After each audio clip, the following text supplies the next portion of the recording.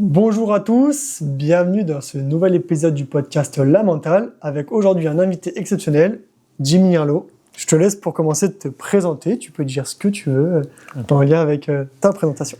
Bonjour à tous, je m'appelle donc Jimmy Herlo, originaire d'Oyonnax dans l'Ain. J'ai 37 ans et je suis marié et papa de deux petites filles. Voilà. Ouais, très bien, parfait. Donc on va commencer un peu à parler de son parcours sportif parce qu'il a un parcours sportif très riche. Comme tu l'as dit, originaire d'Oyonnax. Comment ça s'est passé tes premières années? Quand j'ai fait un peu mes recherches, où on peut dire qu'il y a une grosse période avant tes 18 ans, où tu joues à Bourg, tu joues aussi à Valence, j'ai vu, tu joues aussi à Jura Sud. Par quel club tu as commencé? Est-ce que tu as vraiment commencé à Bourg-en-Bresse? Non, on a commencé un petit peu comme tout le monde dans sa ville. Nous, à l'époque, moi je suis originaire exactement de Marchon, donc la commune de Marchon et d'Arban qui n'avait pas d'équipe de jeunes à l'époque. Donc mon papa il m'a inscrit à Oyonnax, c'était la plus grande ville à l'époque. Il n'y avait pas encore la fusion, ça s'appelait pas le Plastic Valley. Donc j'ai fait mes gammes jusqu'à, nous à l'époque ça s'appelait les moins de 13 ans.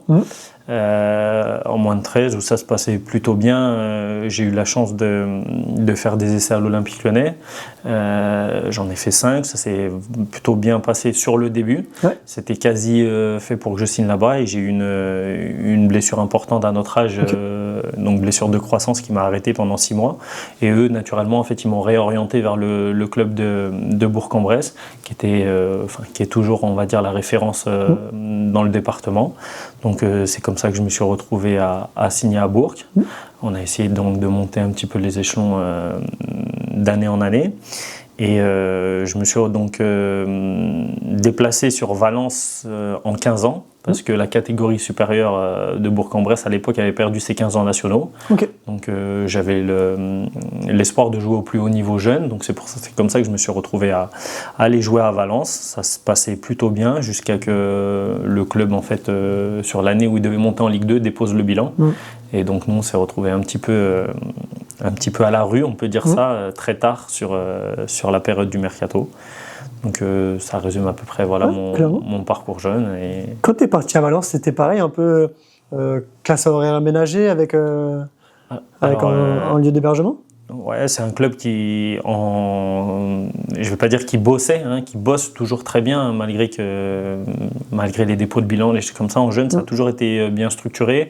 Nous, on avait la chance d'avoir un hébergement, des classes à horaires aménagées. On était même dans une structure privée où on était simplement les joueurs du club à l'école. Donc, des fois, 3-4 par classe, ce qui permettait d'aménager un petit peu les horaires comme on voulait pour avoir une structure, je n'ai plus en tête, mais je crois qu'on faisait un entraînement journalier en tout cas. Non, c'était plutôt cadré, c'est pour ça que j'avais fait ce choix d'aller là-bas. Ok, donc internat également à ce moment-là pour toi du coup? C'est ça, j'avais connu déjà un petit peu l'éloignement de la maison quand je suis arrivé à Bourg-en-Bresse, pas directement en internat parce que j'avais fait famille d'accueil. C'était un choix de ma part et de mes parents. Ça permettait une petite transition. L'internat, ça a des bons côtés, mais pour certains aussi c'est difficile à 13 ans. Voilà, donc là du coup c'était vraiment le vrai passage on va dire la vie d'interne. Clairement. Et pourquoi aussi le football à ce moment-là? C'est un lien justement avec ton papa qui t'a initié un peu à ce sport-là ou pas du tout? Exactement. Papa était footeux au niveau départemental. Après, il a été coach, donc automatiquement, les samedis, on va le voir jouer ou on va voir jouer son équipe. Et puis ça se fait naturellement. Il y avait très vite l'amour de ce sport et du ballon rond, donc ça a bien matché. Donc on est resté sur ça. J'ai essayé un peu d'autres choses aussi, un peu plus jeune, en parallèle. J'ai fait pas mal de boxe thaï, ça se passait bien aussi. Mais après, il a fallu faire un choix parce que c'est des sports qui, on va dire, sont trop exigeants physiquement pour pouvoir cumuler les deux. Donc, clairement, ça on le voit des fois sur l'aspect mental, sur l'évolution des enfants. Au-dessous de 13 ans, ils vont un peu tester différents sports et c'est très bien pour leur développement, pour leur motricité. Et après, au bout d'un moment, ils vont se spécialiser parce qu'il faut respecter un nombre d'heures, une charge d'entraînement. Et au bout d'un moment, c'est très difficile de continuer à faire double projet sportif par rapport à ça parce qu'il y a aussi l'aspect scolaire à prendre en compte là-dessus. Et à ce moment-là, tu avais déjà l'idée de jouer au plus haut niveau et potentiellement de faire une carrière dans le football. Alors, on va dire qu'à cette époque-là, c'est un rêve, mais moi, c'était encore très loin. Je me rappelle quand il y avait l'équipe première donc, du Plastic Valley sur les dernières années qui jouait, donc ça s'appelait En Honneur à l'époque. Je disais à mon père, si j'arrive à jouer un coup en équipe première ici, je serais vraiment très fier. Et ça, pour moi, c'était déjà le top niveau. Donc après, bien sûr, l'ambition est venue au fur et à mesure des années. Mais oui, comme beaucoup de petits garçons, j'avais le rêve d'être footballeur. Voilà. Surtout avec ce beau terrain en herbe là, à Oyonnax, je le visualise, j'ai déjà joué dessus et c'est vraiment... c'est un beau stade, avec pas mal de terrain à la suite. Non, on a eu la chance. Après, ils sont pas mal développés avec la fusion, les structures et tout. Mais déjà, nous, à l'époque, pour un petit club, entre guillemets, on a eu la chance d'avoir des bons éducateurs parce que c'est super important. On avait la chance d'avoir des normes d'entraînement qui étaient intéressantes. Et puis surtout d'avoir un club qui nous a aidé à nous développer dans de bonnes conditions. Donc, c'est cool. On a été bien logés sur ça. Clairement, tu as pu du coup vraiment t'appuyer dessus. Et après, pareil, à ta majorité, 17-18 ans, tu signes du coup au Stade Rennais, en passant avant par Jura Sud. Comment ça s'est passé cette transition vers du coup la Bretagne, qui est complètement à l'opposé de la France, et ce premier contrat, je ne sais pas exactement quel type de contrat c'était, mais en tout cas cette première structure professionnelle dans le football.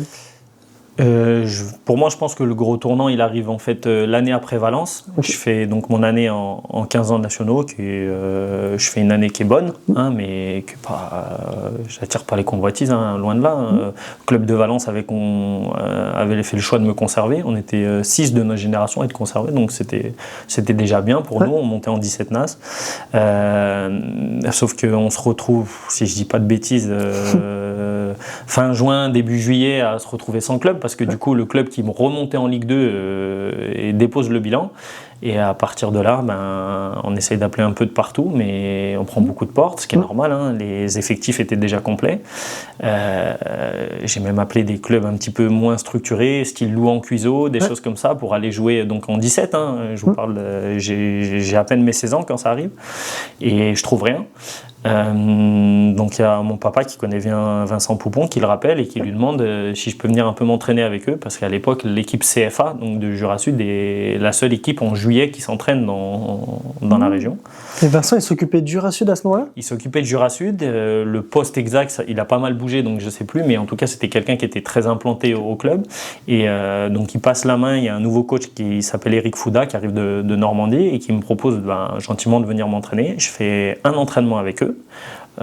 Et le lendemain, en fait, il s'avère qu'ils ont un match amical contre l'équipe de Besançon, et où il veut faire jouer 3 équipes de 30 minutes, en fait, vu que c'est que la première semaine d'entraînement.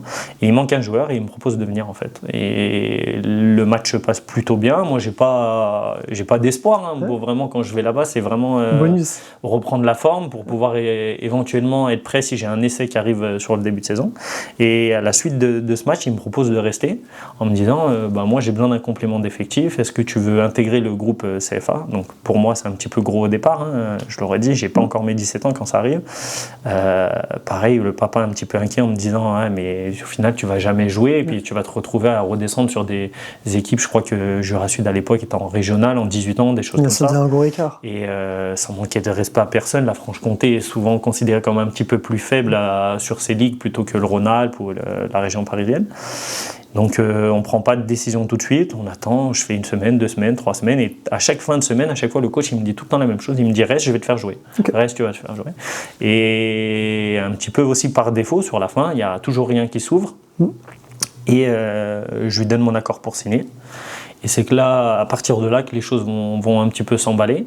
Dans la foulée, on a la chance de jouer contre la Nationale 1 de Louan-Cuiseaux, donc qui m'a refusé en 17, et je fais déjà un bon match contre eux. Donc à partir de là, il y a déjà les clubs qui commencent à se dire du coup, on peut te rouvrir la porte, des choses comme ça.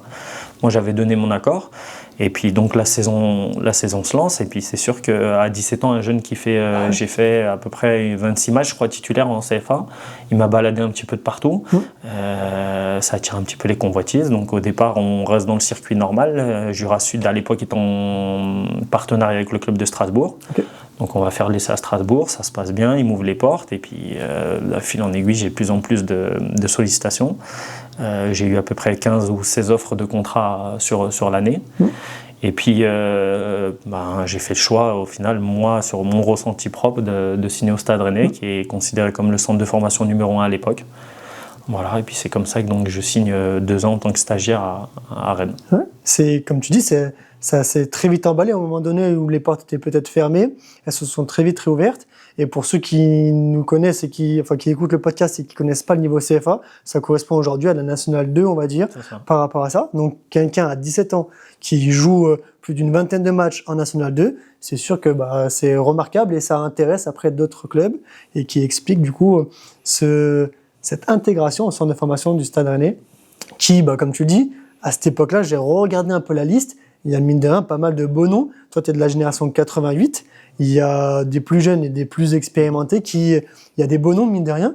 J'ai regardé aussi bien dans l'équipe pro, mais aussi dans l'équipe réserve. Il y avait Christophe Revaux, le gardien, à l'époque. Ça, il était déjà en Toi, tu nous avais beaucoup aussi parlé de Yann M'Vila, qui était là à ce moment-là. T'en as plusieurs, si tu peux les dire, si tu le diras mieux que moi. Des bons joueurs, il y en avait plein. Avant nous, déjà, sur les générations précédentes, je crois que c'est la génération 84 ou 85 qui gagne la Gambarde, donc ils sont déjà un petit peu installés en pro quand on arrive. Les Jimmy Briand, Moussasso, des choses comme ça. Juste après, suivent Fabien Lemoine, ces styles de joueurs. Moi, sur ma génération, le plus talentueux à l'époque, c'était Jires Kembo, qui a eu la chance de jouer très tôt en Ligue 1 et qui était un sacré joueur. Et il a fait le choix après d'aller jouer à l'étranger. Kevin Bru, Prince Onyangé, qui a fait aussi une carrière internationale. Et surtout, en fait, nous, on a derrière nous, juste après, une grosse génération qui arrive, c'est ça, la génération 90, qui gagne la Gambardella aussi, avec M'Vila, Brahimi, Le Talek. Chez les 89, il y a Théophile Catherine qui a fait une grosse carrière derrière. Enfin, il y en a plein, Maxime Le Marchand, etc. La liste est longue. Bien sûr, il y avait de sacrés joueurs. Sacrés. Clairement. Et Brahimi, moi, ça m'avait marqué parce que, petite anecdote, mais c'est vrai que Bilal Noumen, avec qui tu as joué la dernière, lui, j'aimais bien quand je jouais avec lui, le surnommer comme ça. Je l'appelais souvent Brahimi sur le terrain. Pas forcément dans le style de jeu, mais dans la mentalité haute, je trouvais, quand tu voyais Brahimi à la télé et Bilal, j'avais des similitudes, je trouvais ça cool.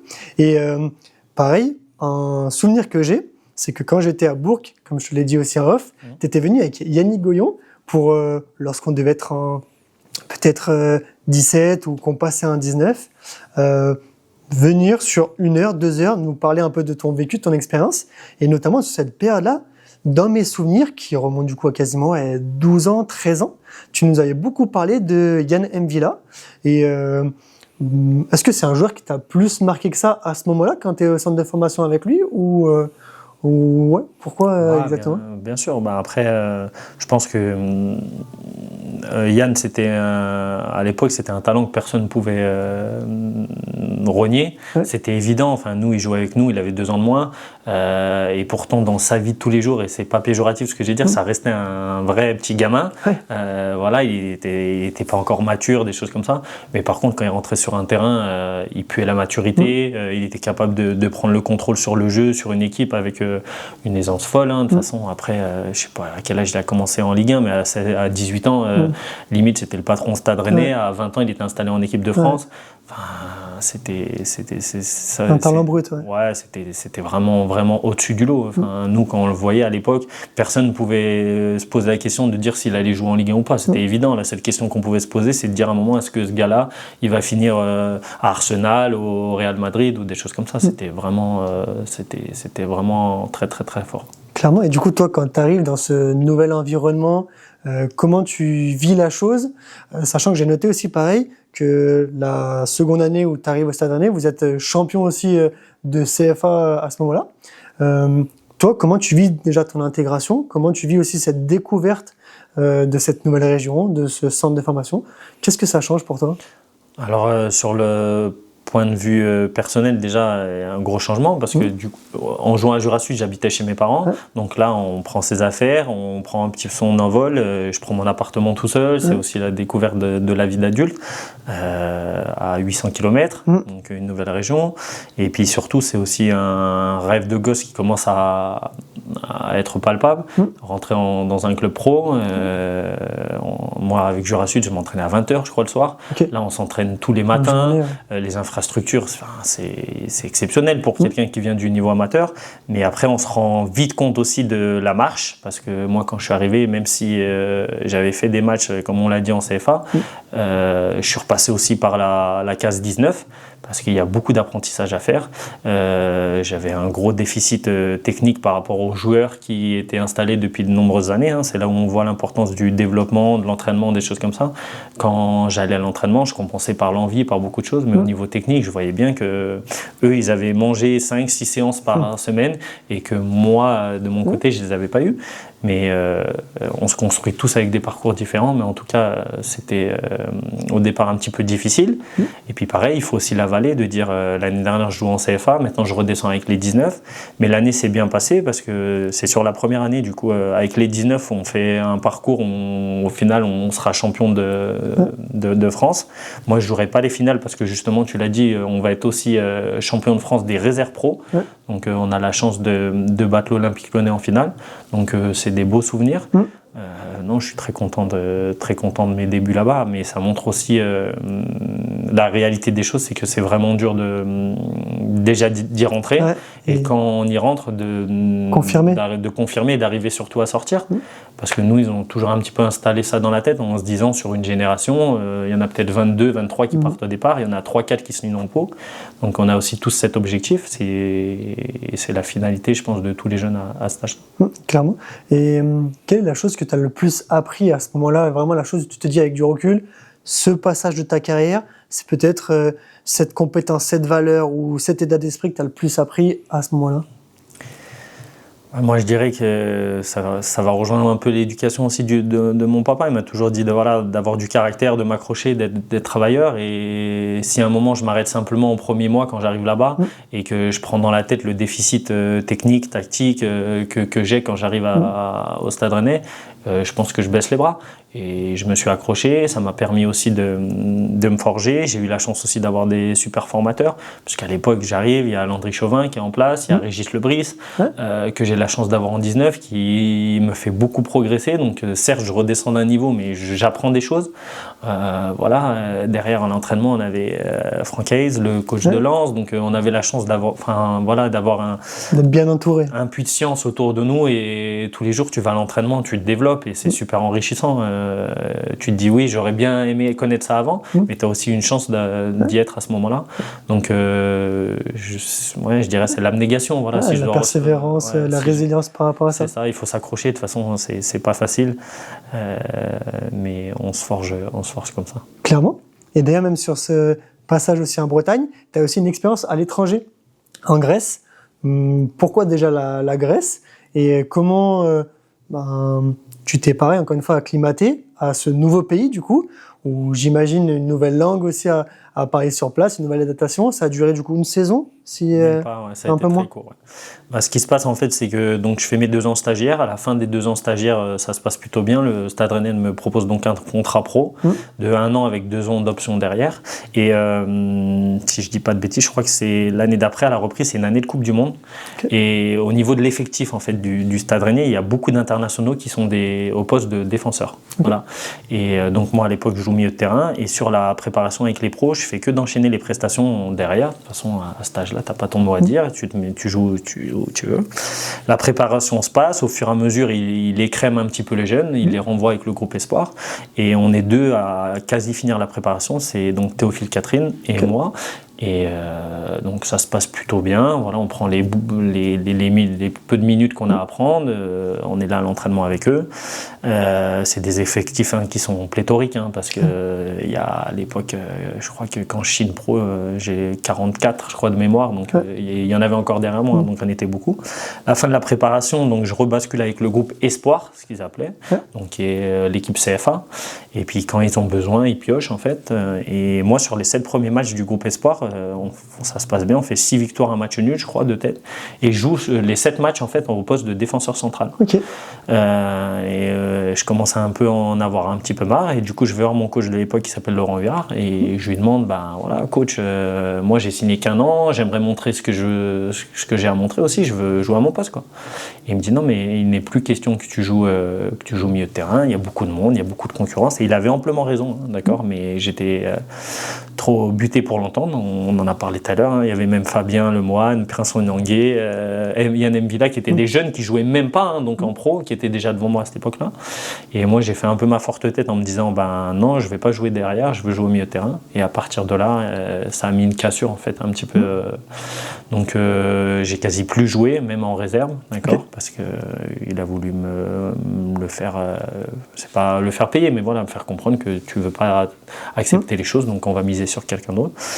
Et du coup à ce moment-là, je suis un petit peu dans le flou, je me retrouve à changer d'agent aussi, okay.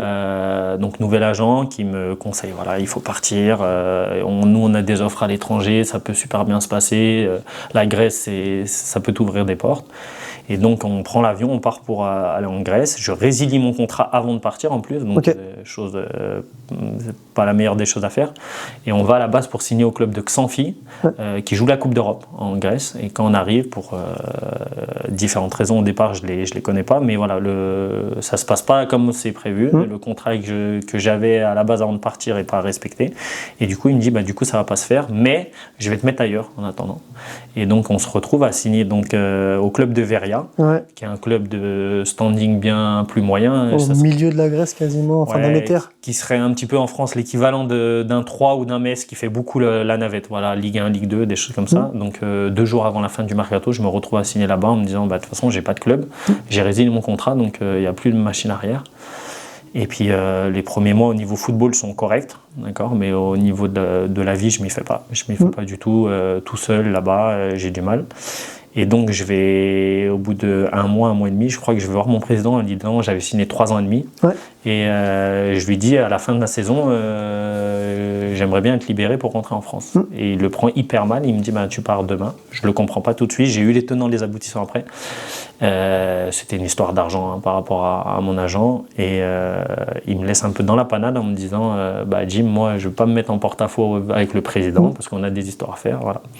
Donc je me retrouve à rentrer en France au mois de mars, donc j'ai signé je crois mi-janvier. Donc, à 21 ans, puisque je regardais assez jeune du coup. Voilà, rentrer en France, hors période de mercato, pas de club, donc j'ai un peu laissé tout seul. Et du coup, j'ai des amis qui jouent au club de Bron, je crois que c'est en promotion d'excellence à l'époque. Okay. Donc je vais m'entraîner avec eux. À Bron, à côté de nous ? L'AS Bron, ouais. Okay. Donc je vais m'entraîner avec eux pour vraiment prendre du plaisir à cette époque, voilà. En disant, on verra bien ce qui se passe en fin de saison. Et c'est comme ça qu'est arrivé donc l'épisode de la Grèce qui a été... mouvementé. Ouais, c'est une expérience de vie, c'est un mauvais choix, c'est comme ça. Je me suis emballé, je m'en été conseillé aussi, parce que je pense que même si je finis mon année à Rennes, même sans trop jouer, quand tu sors avec l'étiquette du Stade Rennais, tu retrouves des clubs, que ce soit de Ligue 2, de National, et en allant à l'étranger, et en revenant rapidement, sans jouer, des choses comme ça, parce que j'avais fait 4 matchs, je crois, en 1 mois. Après, tu tombes dans l'anonymat. Clairement. Comme tu dis, encore une fois, ça peut aller très vite dans un sens, mais aussi très vite dans l'autre. Exactement. Et là, c'est remarquable quand même pour toi, parce qu'après, tu arrives à rebondir quand même en national. Et du coup, tu réatterris un peu dans la région parisienne, si j'ai bien fait mes recherches, Passy et après à Créteil, c'est ça ? C'est ça. Encore une fois, je vais avoir de la chance sur le club de Jura Sud de tomber encore sur la bonne personne. Okay. Donc je me retrouve donc de mars avec Bron. Avec Bron à m'entraîner seulement. Arrive la période juillet-août où c'est les périodes un peu de mercato. Je vais faire des essais. Je trouve pas. Je trouve très peu d'essais. Et je me dis, on va rentrer à la maison, on va signer à Jura Sud. Et à l'époque, à Jura Sud, c'est le coach Cuvier qui est là. Je fais un essai, il se passe très bien. Et à la fin de l'essai, il me dit, écoute, je vais pas te prendre. Alors que pour moi, sur l'essai, j'étais le meilleur. Voilà. Il me dit, je vais pas te prendre parce que pour moi, ce serait du gâchis. J'ai pas à te prendre en N2. Il me dit, je vais faire en sorte de te trouver un club. Et lui, il a joué avant à Passy-sur-Eure. Il appelle le coach qui est Laurent Hatton. Il lui dit, écoute, j'ai un bon joueur, prends-le. Et c'est comme ça, en fait, que je prends ma voiture, je vais faire l'essai à Passy-sur-Eure et que je me retrouve à signer en national là-bas. Voilà. Okay. Donc, encore une fois, grâce à quelqu'un qui m'a tendu la main.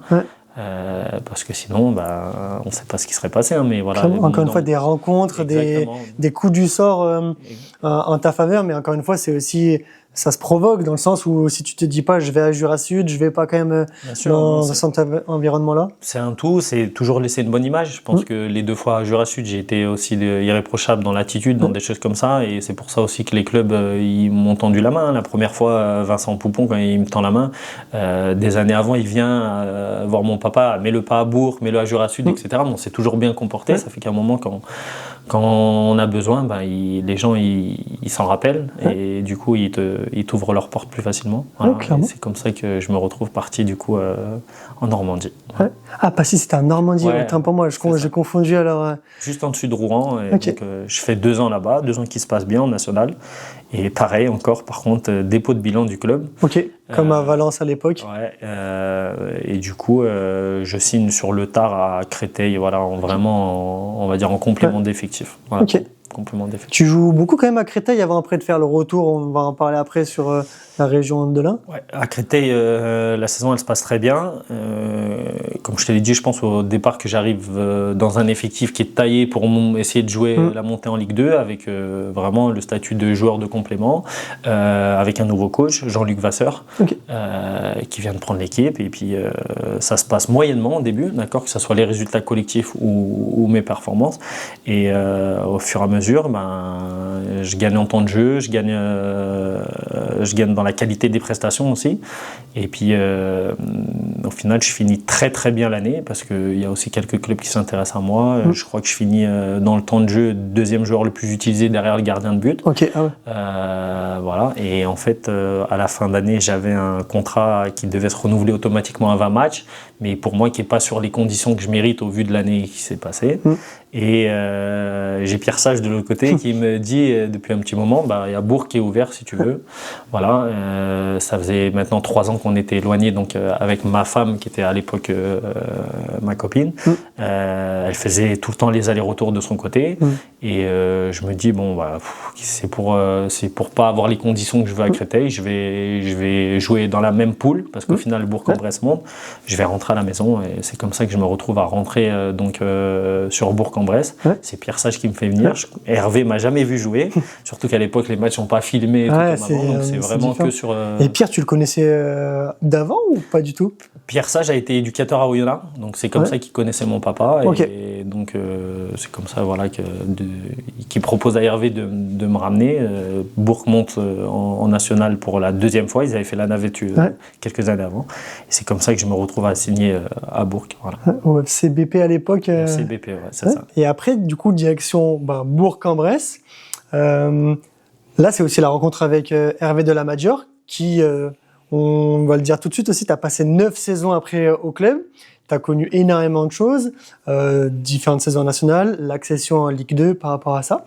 Comment ça se passe la première rencontre, le premier feeling avec Hervé? Avec Hervé je vais dire moyennement, je vais être très honnête. Ce qui se passe en fait, c'est que quand je dis à Créteil que je ne vais pas prolonger, j'ai 2 offres de contrat, Bourg-en-Bresse et le Poiré-sur-Vie à l'époque.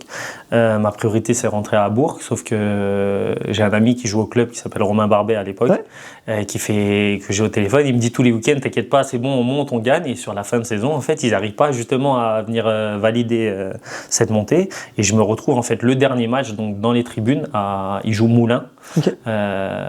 Donc il faut qu'il gagne pour qu'il monte parce qu'il y a la Duchère derrière.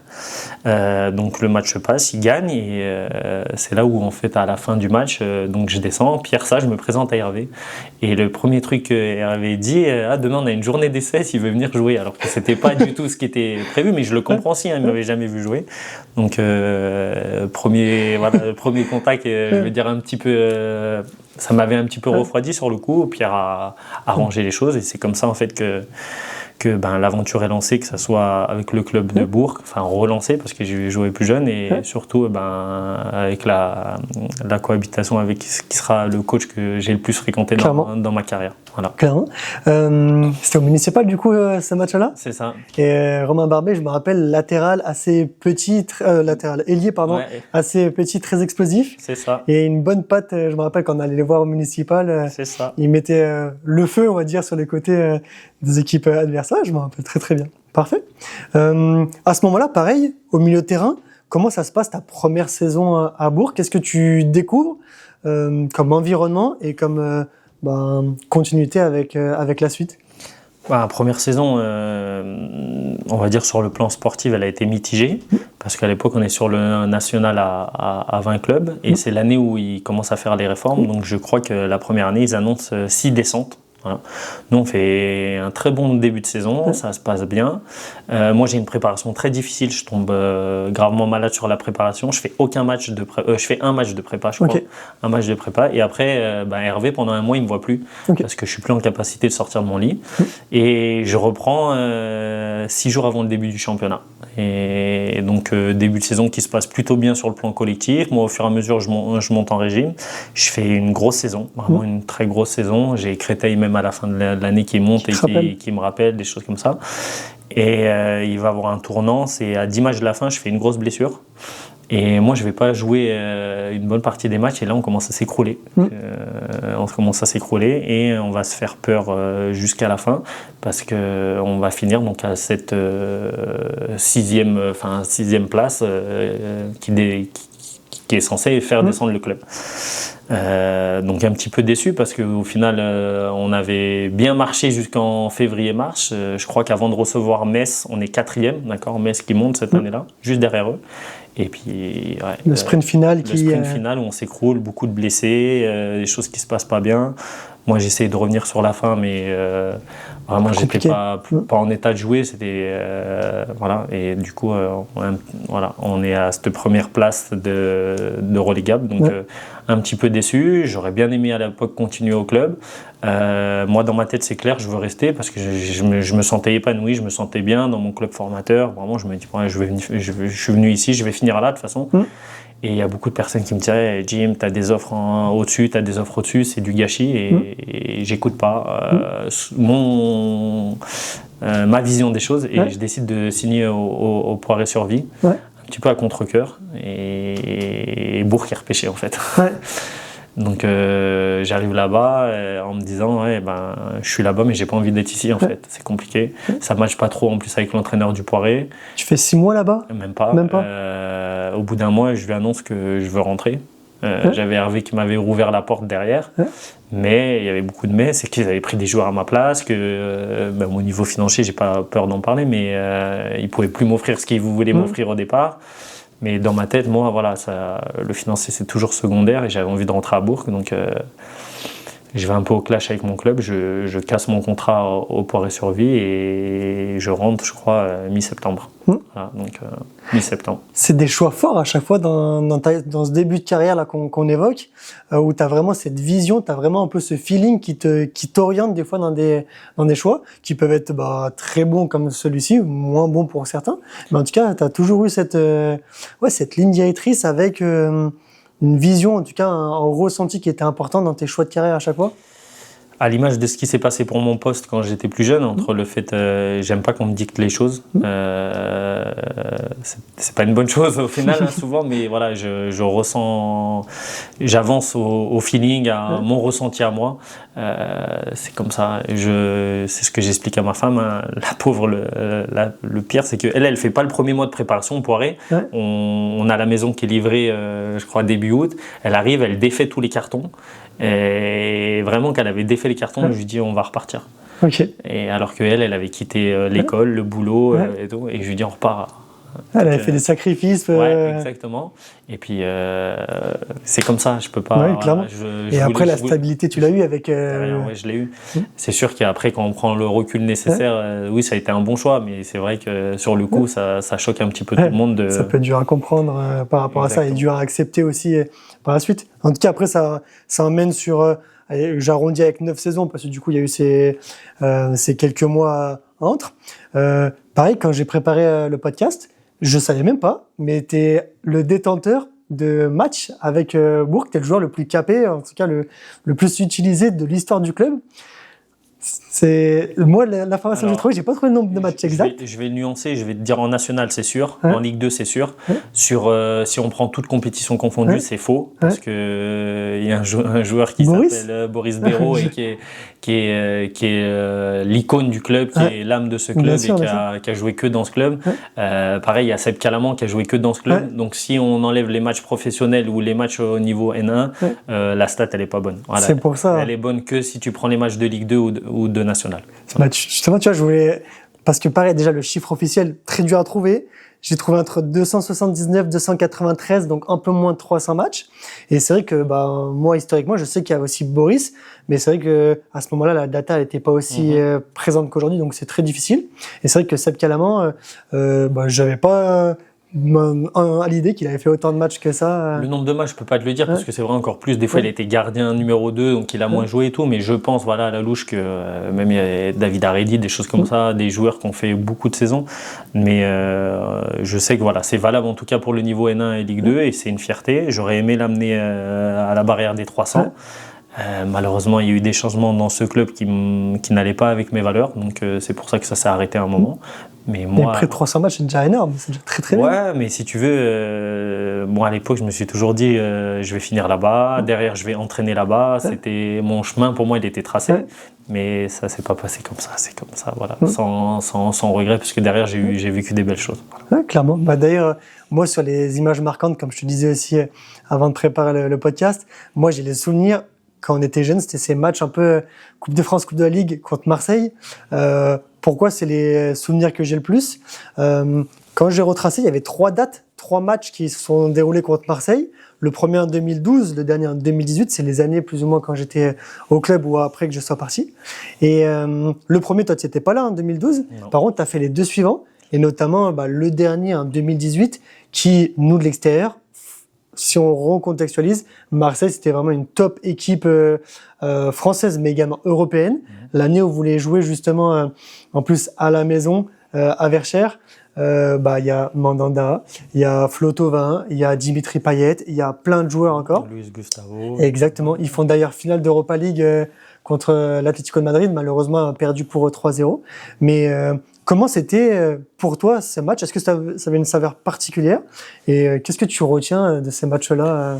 Les 2 matchs, ils sont différents parce que la première année, on est dans une super dynamique. C'est l'année de Ligue 2 où ça se passe bien. Juste avant de les recevoir en Coupe de la Ligue, on reçoit Nantes à la maison. On les bat très, très logiquement. On avait la chance d'avoir une belle équipe et d'être... on va dire au summum de notre confiance, ça déroulait. Et le match contre Marseille, au final, c'est un match qui est étriqué, qui joue jusqu'au bout. On perd 3-2. Il y a Lagdar qui met 2 buts. On peut espérer jusqu'au bout. Alors que l'autre, on prend une déroute complète. C'est l'année en plus où on est en difficulté en Ligue 2. Qui amène la descente. Derrière, c'est ça. Donc 2 matchs avec 2 saveurs vraiment différentes. Autant le premier, on l'a apprécié. Et autant le deuxième, même nous de l'intérieur, ça a été un calvaire. Faut pas se le cacher. Quand tu prends une rousse pareille. 5-0 à la mi-temps, 9-0 à score cumulé à la fin. Même s'il y a cet écart, c'est sûr que vivre le match sur le terrain, c'est totalement différent par rapport à ça. Mais c'est vrai que ce premier match avec Lagdar Boussa qui avait marqué bien sûr le doublé, et c'est vrai que c'était des matchs en tout cas. Qu'est-ce que ça faisait de jouer contre des joueurs comme ça? Toi, du coup, tu avais déjà un peu une expérience, mais il y en avait plein de l'effectif qui n'avaient pas connu ça, à l'image de Lagdar qui venait du coup pareil d'Algérie, si je te disais pas de bêtises, qui pareil n'avait peut-être pas eu la chance de jouer contre différents clubs pro. Comment c'était vécu dans le groupe? Sur ces contextes-là, tu as toujours deux manières de voir les choses. Tu as tous les joueurs qui ont goûté un petit peu. Tu as parlé de Lagdar. Lagdar, il a eu la chance de faire quelques minutes en Ligue 1. Après, ça s'est mal passé pour lui et derrière, il rebondit. Des joueurs qui ont un peu connu les structures pro, qui prennent ça un petit peu comme une petite revanche. Et tu as tous les autres joueurs qui sont passés que par le circuit amateur, qui vont le voir un petit peu comme qu'un rêve. Après, nous, à Bourg, on a eu la chance pendant de nombreuses années d'avoir des belles affiches, parce que même avant ça, on a reçu un coup Montpellier, on a reçu Guingamp à la maison qui va en finale cette année-là. On bat Monaco à Louis II. On a battu la Auxerre au municipal. Donc au fur et à mesure, on va dire que tu prends goût. C'est que après, t'as presque l'habitude un peu. Ouais, tu prends goût. Après, c'est toujours plus compliqué. C'est le retour au championnat. Quand tu passes de Verchères plein à des fois, tu redescends à des affluences bien plus faibles. Mais ça reste, la Coupe de France, c'est magique pour tous les clubs amateurs, c'est top. Et voilà, des fois c'est des beaux souvenirs, des fois un peu moins, parce que quand on parle de Marseille, le dernier, c'est pas un bon souvenir, je vais pas te mentir. Mais dans l'ensemble, en tout cas, on a vécu de belles choses sur cette compétition. Clairement, puis c'est vrai que le club mettait plein de choses en place, comme tu disais déjà, de passer du municipal à Verchères, d'avoir du coup un stade bien plus grand, qui est aujourd'hui toujours le stade actuel où c'est partagé avec le rugby, mais d'avoir du coup des atmosphères encore plus chaudes, encore plus présentes avec du monde, surtout sur ces affiches-là, c'était vraiment top. Et notamment, quand j'ai fait mes recherches, un but marqué en Ligue 2, à la maison, à Verchères, contre Ajaccio. Tu te rappelles je me rappelle, ce but? Parce que du coup, quand je chambre sur ma frappe de balle et mon pied gauche, je ressors toujours le même but, c'est mon argument, tu vois. Donc, non, voilà, ça n'a jamais été quelque chose de trop important pour moi, marquer des buts, mais c'est toujours un beau petit souvenir. Voilà. Ouais, clairement. On peut se dire que tu as marqué quand même en Ligue 2 par rapport à ça. Et comme tu dis, ceux qui sont curieux, vous pourrez aller le voir, il est disponible sur YouTube. Je l'ai retrouvé encore quand j'ai préparé. Et c'est pas le plus beau du match. Parce qu'il y a un coup franc extraordinaire d'Ogier, oui. De Perradin. C'était Perradin, c'est pas Ogier. Perradin de 40 mètres. Et je me rappelle pour l'anecdote, parce que j'ai un très bon ami qui jouait au Gazélac à l'époque. Le coach adverse avait dit comment on peut perdre en prenant 2 buts de Perradin et Nirlo. Il avait totalement raison. Voilà, c'était improbable. C'est vrai un coup franc très très puissant et qui vient se loger, peut-être pas dans un quart, mais sous la barre en tout cas, mais une frappe très sèche. Presque Zlatan pourrait être capable de mettre la même frappe. Vraiment impressionnant par rapport à ça. C'est ça. Très bien. Pareil aussi à ce moment-là, avec Hervé, du coup, beaucoup de temps de jeu aussi au milieu de terrain. De temps en temps aussi, ça, dans mes souvenirs, je les ai pas entendus dans les stats, mais des fois, ça t'arrive aussi de décrocher un joueur en central sur le système des jeux auquel il évoluait. Toi, qu'est-ce que tu aimais justement dans ces prises de progression, ces prises d'affirmation aussi au milieu de terrain? Comment tu voyais ton leadership évoluer à ce moment-là? Avec Hervé, je nuance le fait de reculer, ça a souvent été fait par défaut. Voilà, okay. Le peu de fois où je l'ai fait, c'est parce qu'il y avait des absences, des choses comme ça. Mais lui, sur les années à Bourg-en-Bresse, en tout cas, il m'a quasiment exclusivement utilisé au milieu de terrain quand il y avait tout le monde disponible. Non, c'est un coach qui prône le jeu, qui aime que ses équipes elles posent le ballon, qui aime associer des profils, qui aime combiner. Moi, j'ai pris beaucoup de plaisir à jouer dans ces équipes, que ce soit à Bourg-en-Bresse ou après. Et donc, non, je pense que lui, il s'est construit aussi à Bourg, mais j'ai eu la chance aussi, moi, d'apprendre avec lui, de me construire aussi en même temps que le club, de grandir en même temps que le club, de grandir en même temps que le coach. Et ça a toujours, ça s'est bien passé. On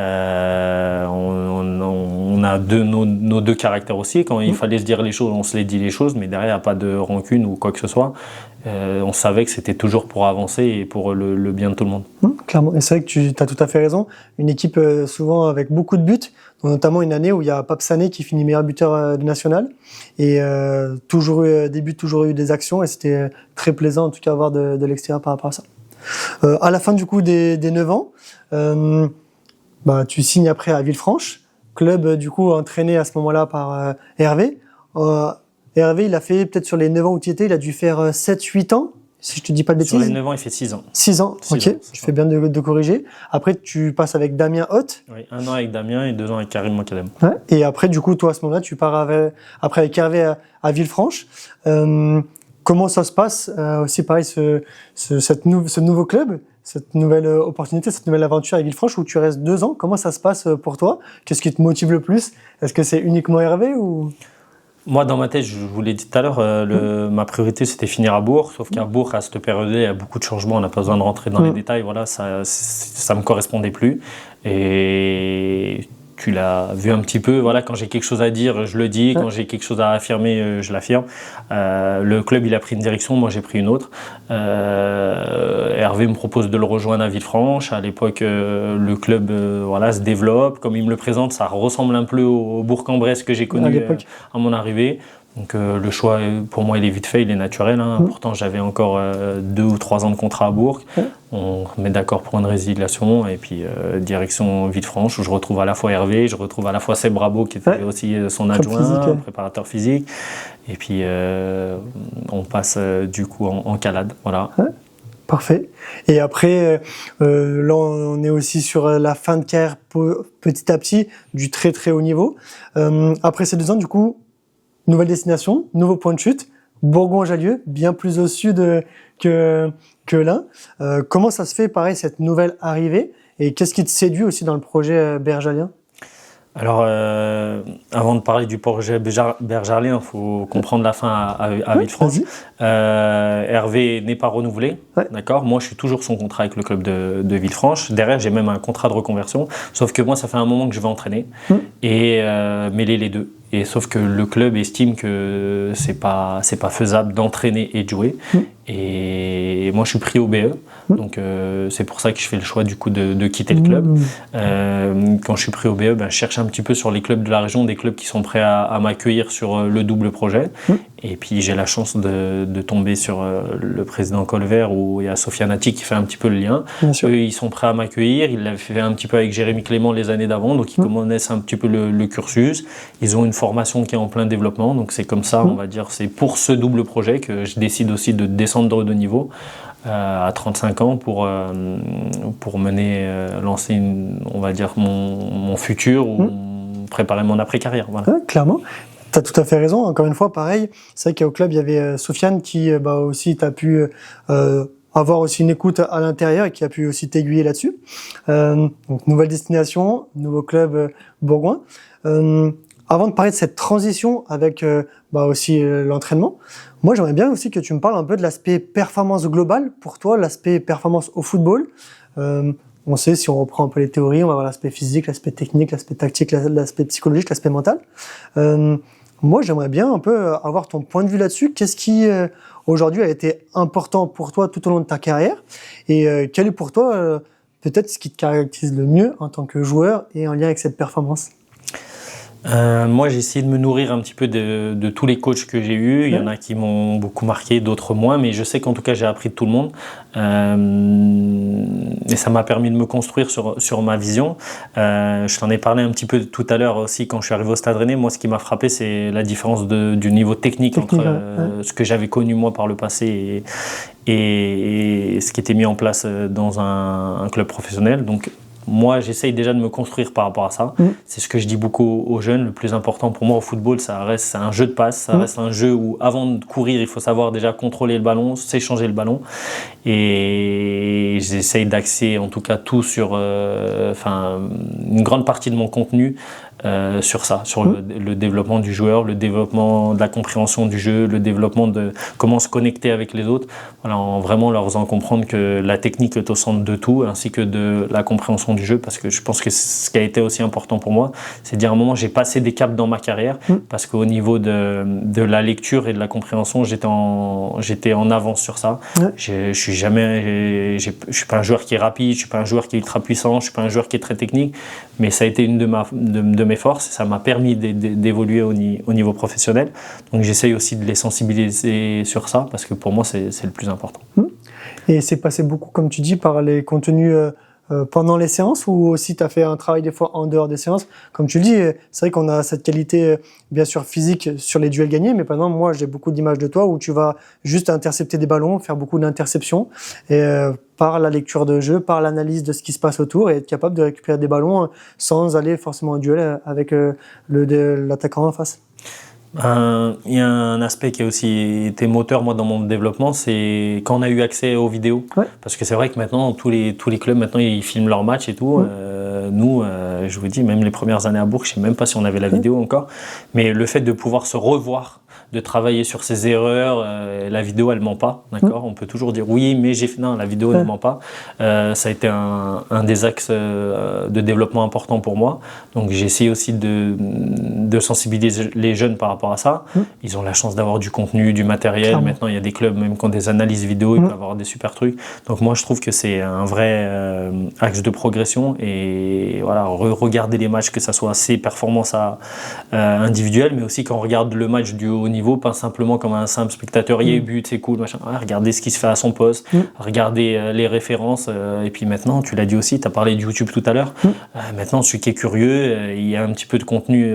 Il y a des mecs qui font des super trucs. Je vois, tu veux t'en parler, je regarde beaucoup la chaîne Arrêt Flash, voilà, qui sont pas loin en plus sur de Annecy, ils font des super Mufa, je crois. Ils font des super contenus, il y a plein de bonnes voilà, on va piocher un peu à gauche à droite, mais je trouve que c'est un élément de développement qui est super intéressant, en tout cas tout ce qui est l'outil vidéo des choses. Quand tu as découvert ça, toi du coup tu te posais devant ton match, tu comptabilisais un peu des fois ton nombre de passes réussies ou tu analysais des situations précises. C'était quoi un peu ta petite routine d'après match d'analyse? Nous, on a eu la chance en plus d'avoir accès à, tu sais, tout ce qui est contenu déjà découpé, de dire tu veux avoir tous tes ballons perdus, tu les as. Moi, c'était surtout regarder ce que je faisais de mal, pas dire oui c'est super, t'as réussi ça, non, comment je peux m'améliorer, d'accord, comment je peux m'améliorer. Donc à chaque fois, sur le négatif, les ballons perdus, les duels perdus, qu'est-ce qui a manqué sur les occasions concédées, des choses comme ça, pour essayer de dire le match suivant, progresser sur mes défaillances. Voilà. Clairement, ça, améliorer tes axes d'amélioration justement, pas voir ça juste comme des axes négatifs. Ok, j'ai raté ça, c'est un point sombre qui vient entacher ma copie, mais c'est dire ok, j'ai mis ça en place, qu'est-ce que j'aurais pu mettre pour que la prochaine fois que je me retrouve dans cette situation, je puisse adapter mon comportement et trouver une solution plus facile, plus rapide, plus efficace en lien avec ça. Ok, très bien. Et là, on a parlé un peu de l'analyse après match. Si on termine le bloc d'analyse de performance, tout ce qui était un peu ta routine d'avant-match, même encore maintenant, c'est quoi un peu ta routine d'avant-match? Comment tu aimes te préparer pour tes performances?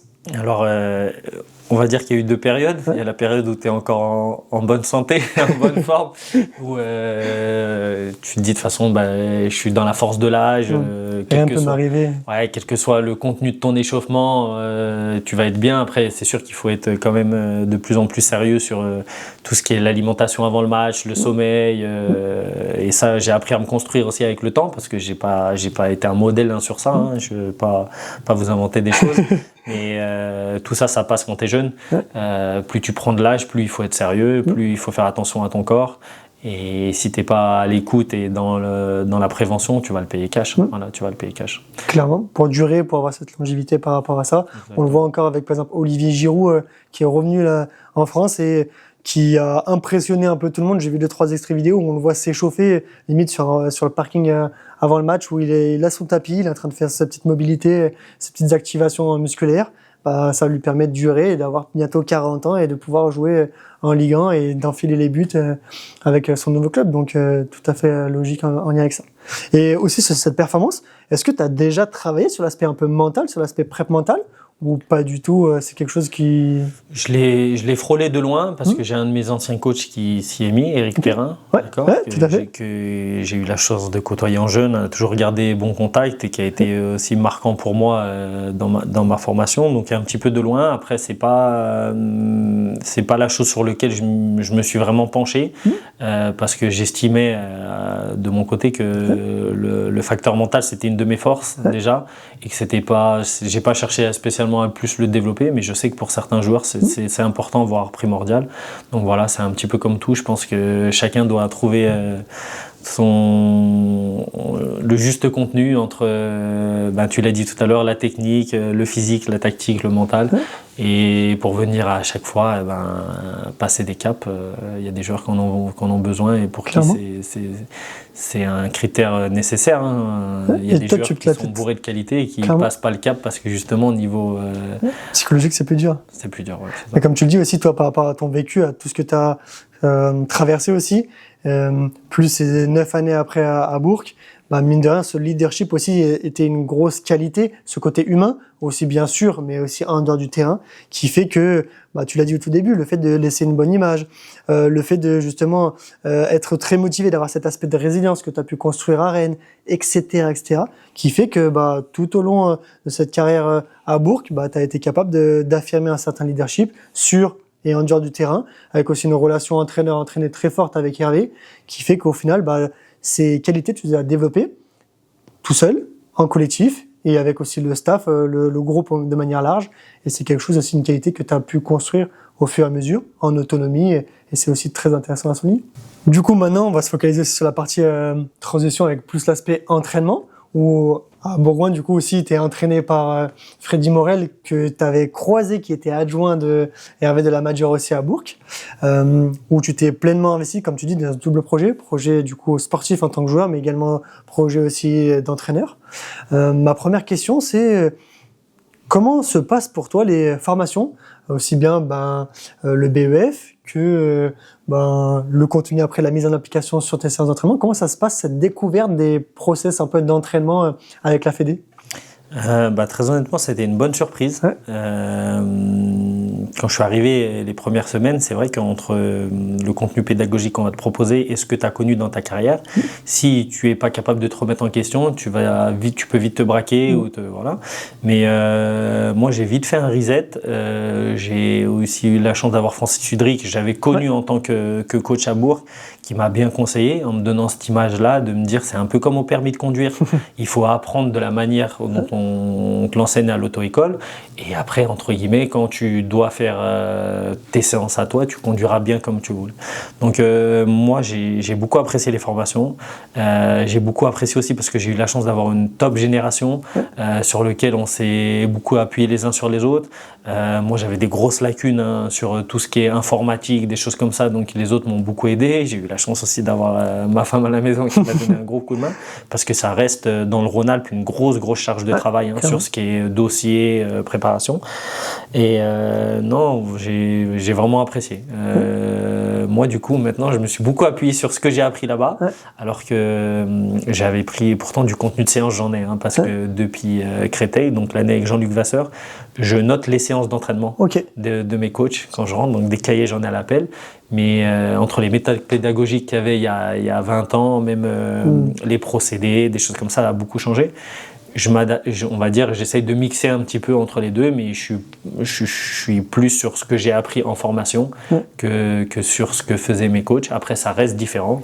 J'en ai beaucoup aussi parlé avec Karim. Il y a toujours, je suis coach des U16 où j'ai du temps pour travailler, les faire progresser. Et je suis coach d'une équipe professionnelle. Si je gagne pas dans 3 semaines, ils me virent. C'est deux choses différentes. Donc, clairement. Voilà. Moi, j'en suis deux objectifs, deux ambitions différentes. Une où c'est de la formation, où les résultats sont secondaires par rapport au développement des joueurs.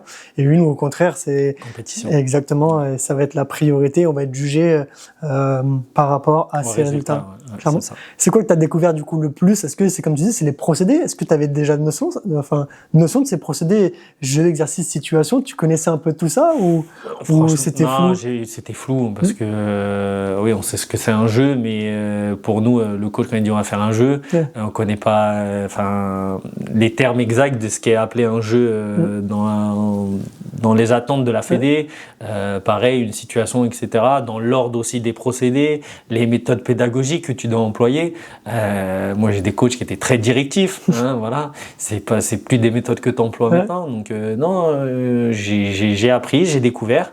Mais je suis quelqu'un qui est beaucoup dans la réflexion et par rapport à ça, je te l'ai dit tout à l'heure, j'aime bien piocher plein de choses à gauche, à droite et j'ai pris tout ce qu'il y avait à prendre de cette formation en essayant de l'amener après à moi avec mon contenu personnel. Et après, je suis encore en apprentissage, mais ça a été une grosse découverte, oui. C'est sûr que les premiers temps, c'était pas l'idée que je me faisais de la formation, mais attention, je te le redis, ça a été une très bonne surprise. Clairement. Tu vois, moi, c'est ma génération BMF à Montpellier. Il y a John Utaka, que toi, tu as connu à Rennes. C'est ça. Et pareil, c'était assez marrant dans l'exercice. Par exemple, j'ai un souvenir avec lui, l'exercice de frappe, où du coup, il y avait une personne qui devait nous expliquer l'exercice du coup de frappe.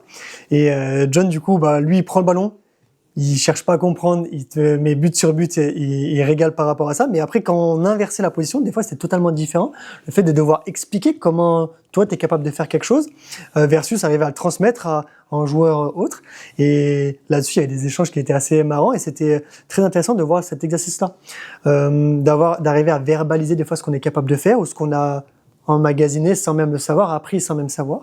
Et du coup, c'est vrai que j'imagine, je me mets dans cette posture de John ou de toi, où des fois, ça peut être plus difficile, ou en tout cas, de plus réfléchir, de dire, OK, comment je explique ce type de choses que je fais naturellement, instinctivement, de manière automatique à une personne qui doit le découvrir et qui doit l'apprendre de A à Z, avec le même exemple que tu donnais tout à l'heure, par exemple la conduite. Quelqu'un qui a conduit depuis très longtemps, expliquer à quelqu'un quelles sont les étapes pour conduire correctement. Toi, c'est quoi un peu ton process pour permettre à, par exemple, en notre milieu de terrain, d'arriver à très facilement lire la trajectoire pour intercepter une passe, par exemple, de l'équipe adverse? Qu'est-ce que tu mets en place? Écoute, te dire des choses précises, c'est toujours dur parce que Clairement. moi, je pense que, je te l'ai dit tout à l'heure, il y a beaucoup d'instinct aussi dans ce que tu dois faire, mais un coach, il peut pas se résumer à ça. Et la première des difficultés moi que j'ai connues un petit peu, pas spécialement sur ce geste-là, mais sur la globalité, c'est de m'adapter au niveau des joueurs que tu vas avoir sous la main. Nous, on avait cette chance sur la formation au final d'avoir, on avait Benjamin Cornier qui est capable de te faire 40 transversales dessus de pied droit, pied gauche à 40 mètres, et des joueurs avec beaucoup de respect, ils savent que j'ai beaucoup d'affection pour eux, qui n'étaient pas capables de sortir un ballon à 7 mètres, quoi. Donc c'est toujours voilà, trouver le juste milieu pour dire je suis pas le coach simplement du bon joueur. Je suis un coach qui est capable de toucher tout le monde et de m'adapter au niveau. Donc ça reste aussi beaucoup sur de l'échange, comment tu arrives à capter la personne. Oui, bien sûr qu'il y a une part de technique, de choses comme ça, mais on va dire qu'il faut aller étape par étape selon le niveau. Et après, bien sûr, on a tous nos petites astuces qu'on a appris à gauche, à droite, des choses comme ça. Je t'ai parlé tout à l'heure, moi, tu me parlais de l'interception. Moi, le coach qui m'a beaucoup marqué sur ça, c'est Régis Lebris. Moi, quand je suis arrivé au Stade Rennais, et pour moi, on me disait, il faut prendre le numéro 10 à la culotte. Et je restais toujours derrière lui et il me disait, mais ils vont pas lui donner le ballon, jamais tu intercepteras les choses. Voilà, c'est lui qui m'a appris à faire semblant d'ouvrir une trajectoire de passe pour venir la couper, à me prendre du recul sur le numéro 10 ou sur le milieu de terrain sur lequel tu vas descendre pour pouvoir jaillir, anticiper, des choses comme ça. Voilà, donc on essaye de retranscrire un petit peu ce qu'on a appris en tant que joueur et aussi notre ressenti en tant que coach aux autres. C'est du partage, simplement du partage d'expérience. T'as raison, c'est l'aspect communication qui va être le plus important avec ça, d'arriver à comprendre aussi la sensibilité de la personne qu'on a en face de nous. Et après, bien sûr, il y a plein aussi d'exercices qui peuvent exister où on va adapter le degré de difficulté par rapport à ça. Et l'objectif d'un entraîneur, en fait, c'est de faire progresser, si on a un niveau 0, de passer au niveau 1, etc., etc. Exactement. Et au final, c'est ce qui est le plus intéressant si on reste dans cette vision, comme on l'a dit, de formation. Rôle que tu avais du coup l'année dernière, parce que tu étais avec du coup les U16 R1. Avant de passer du coup sur cette prochaine saison, sur cette année de U16 R1, comment ça s'est passé justement le rythme qui devait être très intense, j'imagine, entre la formation, entre tes matchs, ta carrière de joueur et également le processus, enfin les entraînements avec ton équipe de U16 R1. Comment ça s'est passé cette articulation de tout ça? Ouais, je vais pas te mentir, c'est une année chargée. Ils nous disent souvent en formation, vous vous souviendrez de l'année de formation. On s'en souvient, pas simplement pour les bons moments, mais c'est parce qu'il faut s'accrocher. Moi, j'avais des journées qui étaient interminables, mais je suis au foot, je suis toujours heureux d'y aller. Mais c'est vrai que ça a été lourd pour tout le monde, pour mes enfants, pour ma femme. Entraînement le matin avec la N2 à l'époque. L'après-midi, il faut rester au club pour construire ses séances. À 5h, 6h, il y a du coup ta séance. Tu rentres encore le soir, il faut bosser tes dossiers. Oui, c'est du contenu. Ça a été lourd. Je l'ai payé aussi un petit peu sur le terrain parce que je pense qu'il y a eu une grosse charge de fatigue. Il faut s'adapter. Mais au final, maintenant, c'est digéré, ça roule bien. C'est que du plaisir, mais ça reste quand même un métier de passion parce qu'on y passe énormément de temps et celui qui n'est pas passionné, il ne faut pas qu'il se lance dans ça. Clairement, ça me fait penser à deux choses que tu dis. C'est déjà le fait qu'on ne s'en rend pas forcément compte quand on est joueur. On vient juste consommer. Des fois, on s'en rend pas compte que ton entraîneur, il a passé 1 heure, 2 heures à préparer la séance avant, à l'installer, à peut-être la décortiquer aussi après. Donc, on s'en rend pas compte de ce volume-là. Et bien sûr, comme tu dis aussi, ça peut aller très vite dans un sens, mais aussi très vite dans l'autre, et que ça doit rester un peu de la passion. On parlait tout à l'heure de Pierre Sage. On sait que du coup, il a une éclosion un peu plus sur le tard. Mais c'est vrai qu'à son image, il y en a plein d'autres entraîneurs qui sont peut-être dans la même situation et qui n'ont pas eu le même parcours par rapport à ça. Donc, ouais, je te rejoins vachement là-dessus sur l'aspect passion, de commencer par ça avant tout parce qu'on aime transmettre, on aime justement l'amour du sport, du ballon. Et après, si on peut justement faire carrière, c'est avec plaisir là-dessus et c'est une opportunité à saisir comme tout au long de ta carrière là-dessus. 2 choses aussi sur l'aspect entraînement. comme tu sais, moi je fais de la préparation mentale, j'aime beaucoup aussi m'intéresser à l'aspect psychologique, l'aspect mental des contenus de séance également. J'ai 2 questions pour toi là-dessus. Déjà, la première, c'est, tout à l'heure, on a parlé beaucoup de vidéos. Est-ce que des fois, tu t'intéresses aussi à observer un peu un aspect mental à travers la vidéo? Notamment, par exemple, je sais qu'aujourd'hui, il y a beaucoup d'équipes, notamment des équipes pro, qui vont analyser des fois un peu la dynamique de groupe. La dynamique de groupe, c'est un peu tout ce qui va être momentum de ton équipe et qui va un peu analyser sur des temps forts comment les leaders, par exemple, vont parler, comment vont réagir, comment ils vont rentrer en interaction entre eux, sur des temps faibles également, quelles vont être les interactions, pour qu'après tu puisses le réguler, encore une fois, sur des temps d'échange, sur des temps de débrief. Est-ce que vous êtes sensibilisé un peu à ça au BEF? Je sais que normalement il y a un petit module où il parle un peu de prep mentale. Quelle est ta vision un peu par rapport à ça? Alors oui, on en a parlé. C'est une formation qui est très générale, d'accord, avec beaucoup de contenu. Moi, comme je te l'ai dit, c'est pas le truc qui m'a inspiré le plus au départ. Ça a été une des bonnes surprises aussi, tu vois, de la connaissance de soi, la connaissance de l'autre, parce que tu peux pas t'arrêter simplement à tes acquis. Surtout que nous, on s'est construit dans une génération qui est totalement différente que des jeunes qui arrivent. Nous, avant, les anciens, ils disaient quelque chose, tu faisais pas, Alors, maintenant, si tu rentres dans la confrontation avec les jeunes comme ça, tout de suite, tu vas perdre ton groupe, tu vas les perdre. Donc, l'aspect mental par rapport à ça, il est hyper important. Sur les interactions, que ça soit toi avec tes joueurs, comment tu vas travailler, mais aussi les interactions entre eux. Donc, on essaie d'y être attentif. Le langage non verbal, faire émerger les leaders, voilà, ça a été aussi une des problématiques que j'ai eues sur l'année dernière, par exemple. Mais tout ça, c'est hyper important parce que sans tout ça, tu peux pas aller dans la performance, on en a parlé tout à l'heure. Donc on essaye d'y être attentif, que ça soit en séance, sur la vidéo surtout. C'est ultra important. C'est hyper riche, tu vois, par exemple, tu parles des leaders. Si on prend un peu la théorie avec, par exemple, Frentzen, pour t'expliquer, en fait, ils ont démontré qu'il existait 4 types de leadership que tu peux avoir chez les joueurs. Tu vas en avoir 2 qui vont être sur le terrain et 2 qui vont être en dehors. Tu vas avoir des leaders plus techniques qui vont influencer ton équipe de par le jeu. Donc ça peut être des défenseurs, ton gardien sur l'aspect plus défensif, ton milieu de terrain sur un peu la relation entre les deux et les attaquants plus sur l'aspect offensif. Tu vas avoir les leaders après motivationnels qui vont être capables là de changer un peu des fois la dynamique de ton équipe, insuffler un air nouveau sur des temps forts ou sur des temps faibles. Et après, tu as 2 types de leadership qui peuvent s'exprimer aussi en dehors du terrain. Tu vas avoir le leadership plus de l'ambiance, le fait d'avoir un peu un bout en train, un rayon de soleil dans ton équipe, qui va être important pour l'aspect cohésion, l'aspect vie de groupe. Et après, tu en as un dernier qui est sur l'aspect un peu plus communication. Toi, au niveau que tu as connu, c'est par exemple celui qui va parler facilement aux médias, parler avec les instances du club, ou faire cette relation entre le cœur du vestiaire et les autres personnes qui gravitent autour là-dessus. Et c'est super intéressant de se dire que aujourd'hui, c'est leadership. Chaque joueur peut en exprimer plusieurs, et c'est même intéressant d'aller les développer chez tes joueurs et de faire en sorte que chaque joueur puisse avoir au moins 1 ou 2 leadership, plus ou moins forts, plus ou moins marqués dans différentes situations, pour aider ton équipe à atteindre les attentes sportives, les attentes aussi performances, les attentes humaines que tu vas fixer en lien avec ça. Et ça, c'est des choses qui sont très intéressantes. Et c'était un petit clin d'œil comme on avait parlé de leadership avec toi. Et pareil, sur l'entraîneur, il y a plein de leadership qui existent. Si on prend les plus généraux, on va avoir démocratique, celui qui va beaucoup interagir avec son groupe pour prendre des décisions. Dire, qu'est-ce que vous voulez faire? Voici les différentes possibilités, plus ou moins on vote comme une démocratie. Autocratique, c'est plutôt celui qui va être un peu autoritaire, comme tu disais peut-être toi ce que tu as connu à l'époque. Et plus d'autres qui existent, des transformationnels, des transactionnels, c'est des choses un peu plus scientifiques. Et celui qui est très à la mode, où on en a parlé avec d'autres confrères, c'est le leadership d'identité. Aujourd'hui, un entraîneur, presque la qualité qu'il va chercher à développer le plus, c'est l'identité du club, l'identité, la structure avant tout.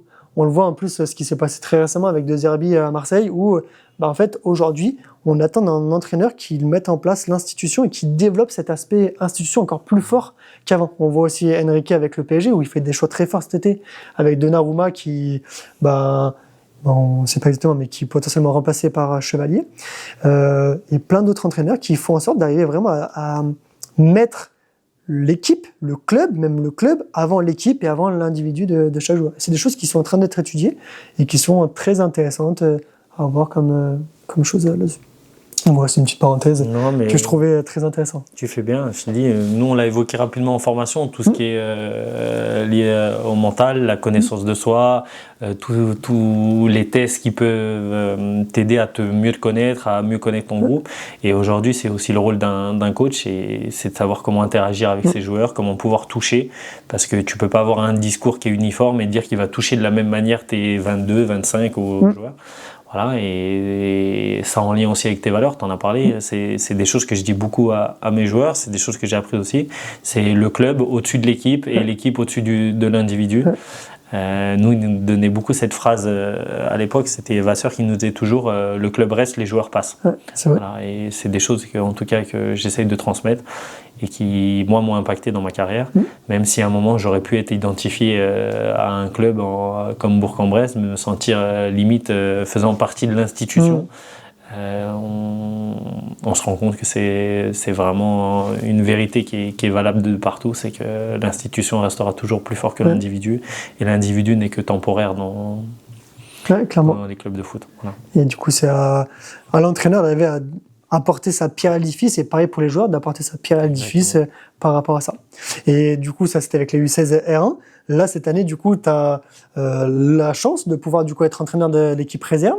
Comment tu prends ton nouveau rôle, et comment se passe ce début de prépa, sachant que j'ai vu le match officiel le 9 septembre. C'est ça, 8 ou 9, je sais plus, entre les deux calendriers. Ouais. Là, j'ai eu du mal à trouver le calendrier exact, mais il me semble que j'ai vu 9 septembre, et c'était contre on ira à Annecy-le-Vieux. C'est ça, on ira à Annecy. Non, bah écoute, ça se passe bien. Je suis toujours aussi content d'être au foot déjà, de découvrir un nouveau groupe avec une autre pédagogie aussi. Ça reste des jeunes, mais c'est des jeunes adultes maintenant. Donc les interactions sont différentes. Tu vas traiter avec l'individu là, alors que chez les U16, ils commencent à se former, mais tu dois aussi traiter avec les parents. C'est deux choses qui sont différentes. Mais voilà, pour moi, c'était aussi important de continuer à me construire. Et je le prends avec... tu as employé le mot chance, je suis d'accord. C'est une chance d'évoluer dans cette catégorie. Et je vais faire tout en œuvre, en tout cas, pour que ça se passe bien. Mais pour le moment, en tout cas, c'est nickel. On essaye de mettre des bases solides, que ça soit déjà sur... avant de parler de foot, sur la vie de groupe, les valeurs collectives, des choses comme ça, pour nous amener petit à petit à performer, à développer les joueurs, parce que même si on va rentrer un petit peu dans la compétition, parce qu'il y a des attentes au niveau des niveaux, mais tu restes encore dans du développement, parce que ça reste des jeunes joueurs qui sont en construction et qui ont aussi des ambitions pour certains de pouvoir évoluer un jour, peut-être on l'espère, dans notre équipe première. Ouais, clairement, c'est ça. En fait, c'est vraiment un travail de formation pour l'équipe première, pour notamment Freddy Morel, qui va pouvoir s'appuyer potentiellement de certains joueurs là-dessus. Et le début d'un cycle, ça commence souvent comme ça. Si tu veux, tu peux regarder, il y a la théorie de Tuchman qui existe, qui a vachement été illustrée avec Arteta, le reportage qu'ils ont mis sur Amazon Prime, où quand tu récupères un groupe, tu vas commencer par une phase de formation, où tu vas commencer à créer les valeurs, tout ce qui va connecter les interactions entre les membres. Après, dans toutes les évolutions, tu vas avoir un moment où tu vas avoir un peu des tempêtes, des phases de tension. Là, potentiellement, je fais l'hypothèse que c'est la période qui va arriver, parce tu vas commencer à faire des choix. La concurrence va avoir le jour. Et ça peut du coup créer des petites tensions au sein du groupe. Après, tu as une grosse phase de normalisation qui vise à justement rapporter de la clarté, rapporter du rôle, compréhension de rôle, clarté du rôle, savoir exactement quelles sont les attentes en lien avec les différents profils, pour qu'après tu arrives sur une phase de performance. Donc là, tu es sur ton niveau de perf le plus haut avec ton équipe. Et après, la phase de hard journing, donc c'est la phase de séparation que tu vas avoir, qui c'est logiquement à la fin de la saison ou à la fin d'un cycle plus tard, dès qu'il y a des nouveaux membres qui arrivent par rapport à ça. Et il l'avait illustré avec le reportage sur Arteta, et c'est super intéressant là-dessus. C'est la théorie de Tuchman avec l'évolution de la vie d'un groupe, et ça me fait exactement penser à ça avec les différentes étapes là-dessus. Ouais, on y est pleinement. Tu sais, là, on est dans la préparation, tu l'as dit, on met les choses en place. La compétition a pas démarré, donc il n'y a pas de choix encore, tu l'as dit. Et logiquement, la deuxième phase, tu l'as bien évoqué, c'est un petit peu de crispation de certains, de choses comme ça, mais ça fait partie aussi du rôle d'éducateur et de coach, c'est de pouvoir les gérer, de pouvoir faire comprendre aux joueurs que même s'ils ne les partagent pas, ils doivent les respecter, parce qu'ils sont dans un cadre collectif et qu'ils ne soient pas contents, c'est normal, je l'entends, mais ils doivent respecter les décisions et me montrer à chaque fois que je les aligne sur le terrain, que j'ai eu raison, et quand je les aligne pas, de me montrer que j'ai tort, mais de la bonne manière, pas que ça soit pas sur des réactions d'orgueil ou de choses comme ça, mais en montrant à l'entraînement chaque jour. Voilà. Clairement. Et un dernier point aussi là-dessus, pour conclure tranquillement le podcast. Sur l'aspect mental, là on a parlé beaucoup de l'aspect dynamique du groupe. Moi, j'aimerais bien aussi faire un petit parallèle avec l'épopée de Coupe de France que tu as vécue l'année dernière, et notamment sur une situation précise vécue sur notamment les 2 derniers matchs, Reims et Lyon, qui est du coup, moi, la séance de penalty. C'est quelque chose que moi, j'apporte beaucoup d'importance, beaucoup d'intérêt, notamment parce que sur l'aspect mental, on sait que au-delà de la réalisation du geste, il y a beaucoup d'études scientifiques qui s'intéressent à le début de la séance, du moment qu'on sait que le temps additionnel est terminé, et du moment que un joueur va prendre le ballon, va le poser, et juste avant de frapper le ballon avec son pied, il va y avoir énormément de choses qui vont se passer, et ça, c'est que des processus qui vont être essentiellement psychologiques par rapport à ça. Même si tu n'as pas tiré sur les 2 séances, moi, j'aimerais avoir un peu ton œil extérieur, ou en tout cas savoir comment vous avez vécu la situation. Vous avez remporté du coup cette séance de penalty face aux Olympiques Lyonnais, malheureusement perdu contre le Stade de Reims. Comment vous avez vécu la chose? Qu'est-ce qui, toi, qui t'intéresse le plus sur l'aspect aussi mental, ou que tu trouves le plus intéressant sur l'aspect mental d'une séance de penalty, ou peut-être pour toi c'est pas du tout mental un penalty? Non, je partage. Quelle est ta vision de ça? Tu sais, les pénaltys, ça reste un geste technique, d'accord. Je pense que si tu les fais tirer à des joueurs dans un contexte qui est autre, ça n'a rien à voir. C'est ce que je dis souvent à mes coéquipiers. Entre marquer un but à l'entraînement quand il y a juste le jardinier et marquer quand Verchères est plein, ça reste 2 choses différentes. Comment ça s'est passé? Si tu veux, nous déjà, il y a, je pense, moi personnellement, quand on arrive au pénalty, déjà il y a un premier soulagement, parce que je te le cache pas, notamment par rapport au match de Marseille, j'avais peur qu'on a eu le tirage, moi, je vais employer le bon mot, j'avais peur qu'on soit un petit peu trop confiant et qu'on prenne une claque. Voilà. C'est donc déjà un peu de fierté, de dire on les a emmenés jusque-là, et de dire maintenant, à un moment, de toute façon, c'est que du plus. Donc je pense que par rapport à ça, il y a une phase de relâchement. J'avais vu aussi une étude que l'équipe qui tirait en première, normalement, avait plus de chances de remporter la séance de penalty, donc j'ai la chance de gagner le toast. Donc c'est la première des choses à laquelle je pense, c'est de dire, du coup, il faut qu'on tire les premiers. Voilà. Et tu sais pourquoi justement, quelle est la raison de ça? J'ai pas la raison, mais je l'ai. Je sais que tu vois, moi j'ai mis le livre parce que j'étais encore en train de le lire récemment. C'est Geir Jardé, c'est un Norvégien qui est spécialisé là-dessus, et il en a parlé de cette étude. En fait, pourquoi du coup quand tu commences à tirer, tu as plus de chances dans les stats? C'est parce qu'au final, tu vas plus être dans des situations où tu as plus à gagner qu'à perdre. Okay. C'est-à-dire tu vas pas tirer pour ne pas perdre, ne pas rater, tu vas plus souvent tirer pour gagner et plus souvent tirer pour remporter la séance de tir au but. Du coup, en fait, tu es plus en mode chasseur que chassé. Okay. Du coup, d'un point de vue psychologique, ça donne un avantage non négligeable par rapport à ça. Ouais, tout à fait. Je pense que ça a encore plus d'importance là, parce que tu l'as dit, nous déjà en faisant le match nul, on n'avait plus rien à perdre. Voilà. Et puis j'ai cette image aussi, après, donc on donne l'ordre des tireurs.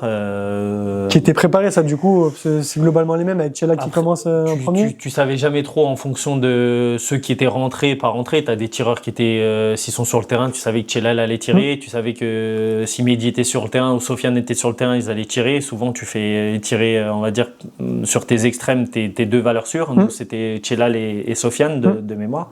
Mais j'ai cette image, je me rappelle du petit Erwan Nordé, du coup, qui reste un très jeune joueur avec peu d'expérience, et il tire après Lacazette ou après Tolisso, je crois que c'est après Lacazette, et quand Lacazette loupe, il dit c'est bon, je peux y aller tranquille. Voilà. Donc non, je partage, je pense que l'aspect psychologique, il a eu l'importance, et je pense que de leur côté, ça a eu aussi un impact de dire qu'ils avaient peut-être mal commencé et que pour eux, ils avaient beaucoup de choses à perdre sur ce match. Clairement. Et que nous, c'était l'inverse, quoi.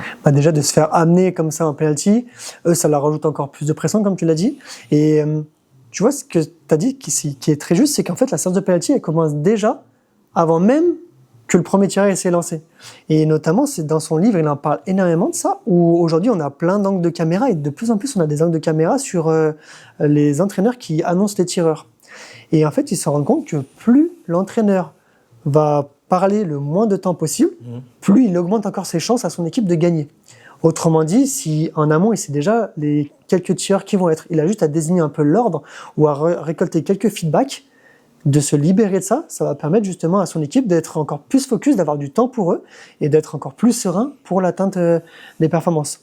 Et notamment, lui, il a beaucoup étudié en Coupe du Monde, parce que c'est en Coupe du Monde, je crois que quasiment un match sur deux, il y a un penalty, et sur les phases éliminatoires, je crois que c'est quasiment pareil, un match sur deux qui se joue au penalty. Donc il y a énormément de séances de penalty, et il a notamment analysé la finale Argentine-France, où il note notamment, il soulève le fait que Deschamps a pris énormément de temps à sélectionner les tireurs, en revenant plusieurs fois vers les tireurs, notamment différents tireurs comme Aurélien Tchouaméni qui malheureusement a raté, versus l'entraîneur du coup de l'Argentine qui a très vite sélectionné les joueurs, parce qu'en amont c'était préparé, comme tu l'as dit, tu savais que c'était Sofiane qui fermait la marche et tu avais Tchelal qui commençait à premier, et d'avoir cet objectif-là, ça permet directement d'être concentré là-dessus. Il y a un deuxième aspect qui est très important, mais qui, pour les spectateurs, c'est anodin, mais c'est aussi le fait d'accueillir, de se placer en tant qu'autre joueur, par exemple toi qui n'as pas tiré, mais qui a eu un rôle dans la séance de penalty, avec notamment le positionnement, à travers notamment les interactions que tu pouvais avoir après un but marqué ou après un but encaissé. Eux, ils ont beaucoup aussi étudié ça, le fait d'avoir un impact différent. Aujourd'hui, la méthode traditionnelle, c'est on est tous plus ou moins ligne rond central, alignés, on se tient tous, etc., etc. De plus en plus, c'est travailler le fait de célébrer collectivement un but marqué. Pour certains pays comme l'Argentine, de célébrer aussi collectivement un but raté par l'équipe adverse.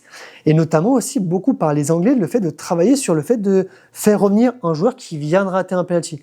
On sait que ça peut avoir aussi un gros impact et que les émotions dans une équipe se propagent. Du coup, d'aller chercher, de faire collectivement une réintégration du joueur qui vient de rater à travers le collectif, à travers cette ligne-là. Donc notamment, par exemple, Mbappé a beaucoup mis ça en place avec la France et avec le Real de Madrid, où c'est souvent lui qui va chercher le joueur qui vient de rater ou autre pour le réintégrer dans la ligne. Ou d'autres équipes qui prennent la part d'avancer légèrement et d'être presque à la limite de ce rond central-là.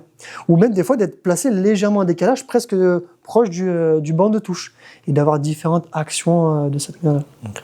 Donc c'est assez riche, il y a beaucoup de choses là-dessus.